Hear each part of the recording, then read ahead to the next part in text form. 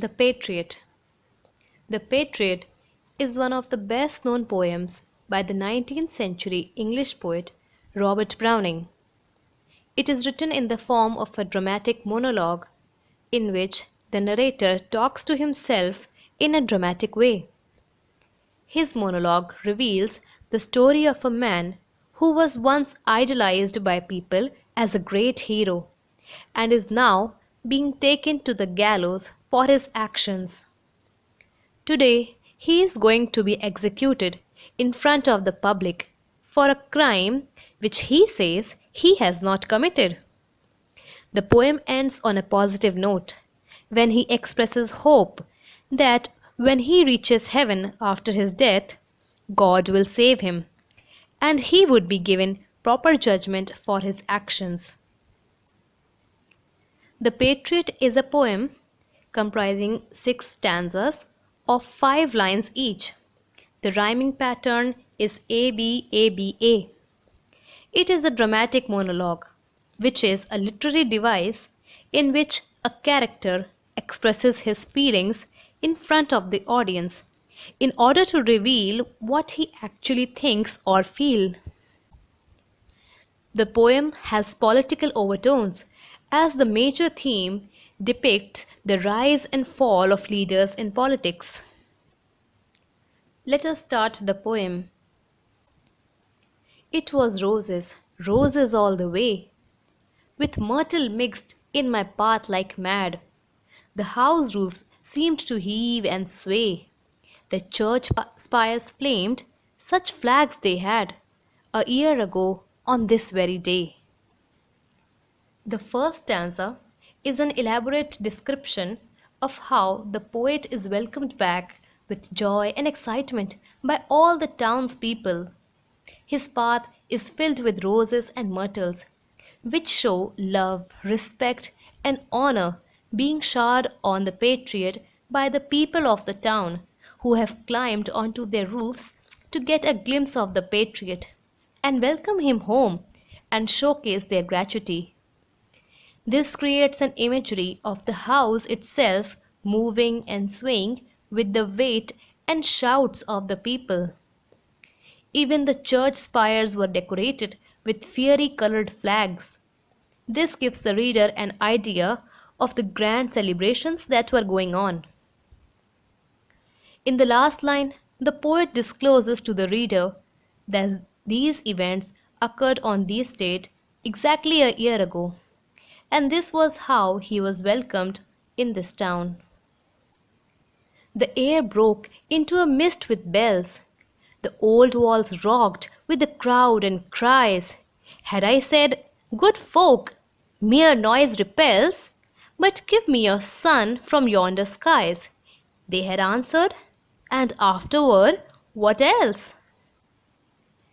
In the second stanza, the narrator says how the ringing of the church bells filled the air, and it seemed to be echoing the noise of the celebrations. The walls of the city, which were already on the verge of erosion due to time, reflected the loud noise created by the crowd. The buildings seemed to be rocking. Even if he would have demanded the sun from the sky, they would have done that too. But that is not what he wants. He wants to live in their hearts, in their memories, as an immortal hero. He wants glory, admiration, and honor from his people. Here, a side of the patriot is shown that yearns for everlasting recognition and glory, and not momentary praise. He doesn't want extravagant celebrations that can die down with time. He is looking for something more permanent. For a while, therefore, he imagines asking people to fetch him the sun, a symbol of immortality, power, and glory. And he believes that they would immediately ask the patriot what more did he want. This indicates that the people who had gathered to welcome him were zealous, passionate, and worshipped him like a hero, and were willing to do anything to please him. Alack, it was I who leaped at the sun to give it my loving friends to keep. Naught man could do have I left undone. And you see my harvest, what I reap, this very day. Now a year is run.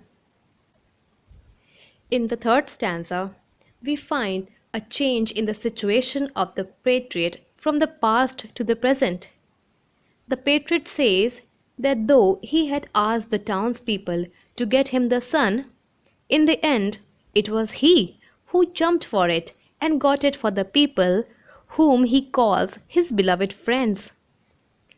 The act that he does is such that had he not done it, no other man could have accomplished it, and he feels there is nothing that he did not do for his people. He did every possible thing for them. There is a tone of regret in this line. This can be understood by the use of alack or alas.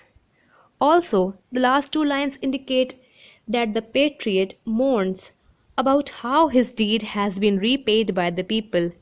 His harvest is what he has reaped, whereas what he had sown was bringing glory, power, and honor to the people. The first two stanzas narrate the incidents of a year back when the patriot was given celebrity status. This stanza acts as a review of the current events.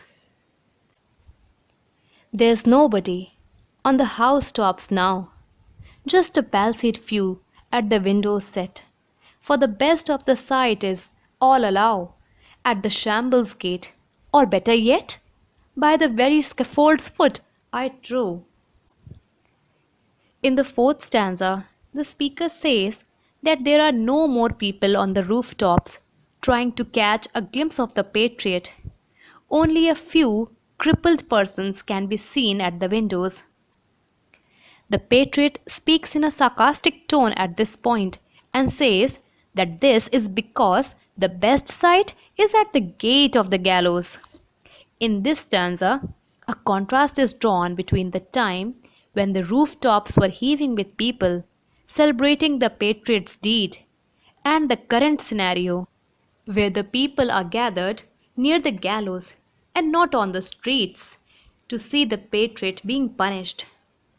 Only the ones who cannot go to the spot of execution, the ones who are crippled, are staring outside their windows to get a look at the patriot.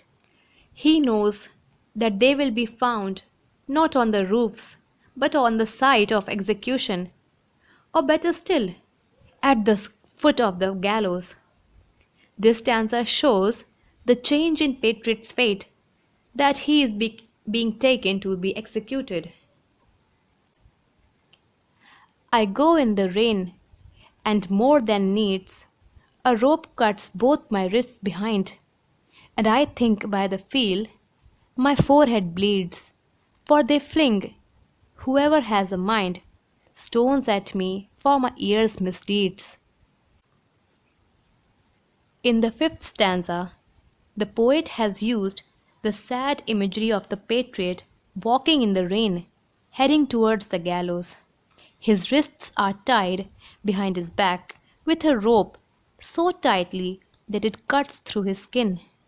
He can feel blood coming down his forehead, but he cannot be sure of it, as his hands are bound, so he can't touch and feel. His wounds are because of the stones being thrown at him by people. The picture being projected in this stanza is very pitiable one, as it is completely different from the imagery of the first and second stanza. The patriot provides an explanation for this change in his condition, saying that he is being punished for the misdeeds that he has committed within the past year. Despite the fact that no rigid and stable details have been given of the patriot's act, it can be made out that most probably he has committed any act of treachery, betrayal, or any such unpatriotic act. This conclusion can be reached keeping in mind the title of the poem, that is, The Patriot. The main gist of this stanza is the description of the poet's walk of shame. Thus I entered, and thus I go. In triumphs, people have dropped down dead, paid by the world. What dost thou owe? Me? God might question. Now instead, it is God shall repay. I'm safer so. The sixth and last stanza of the poem begins with the patriot declaring that he is leaving, the same way that he had entered. He is walking towards his death through the same streets on which he had entered the town and was welcomed as a celebrity, a hero. Even the most important, the most loved people have lost their glamour and glory. The most victorious have also fallen. The patriot's religious beliefs are reflected in this stanza, and his belief in afterlife has been showcased when he mentions how he will be received by God. If God might ask him, now that he has been paid for his deeds by the world, what more does he owe to God? The patriot's reply to this would be that his real repayment will be done by God. He is placing his trust in God and he knows that he has committed no moral wrongs and the Almighty is always just and fair. Hence, he is safe with God as he won't have to face any more unjust punishments and he will be truly and justly rewarded for his acts or deeds. In all, the poem is a superb example of current political upheaval and frequently changing public opinion. The writer wants to suggest that nothing remains the same in the world politics. It is a world of self interest and selfish people who, for individual benefits, may go against the common good of the country.